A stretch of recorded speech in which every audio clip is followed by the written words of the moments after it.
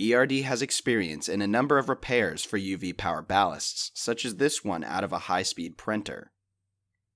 Many applications of UV lamps set to very specific frequencies, and though we do have a good amount of these lamps, we did not have this specific one. The test for this unit, after repair and refurbishment, was a simple power on. We worked with the customer on understanding what the exact problem was, and troubleshot until both parties were comfortable sending the unit back. At ERD, we take the UV testing seriously, since exposure can be a hazard, so we do not just hook up loose bulbs.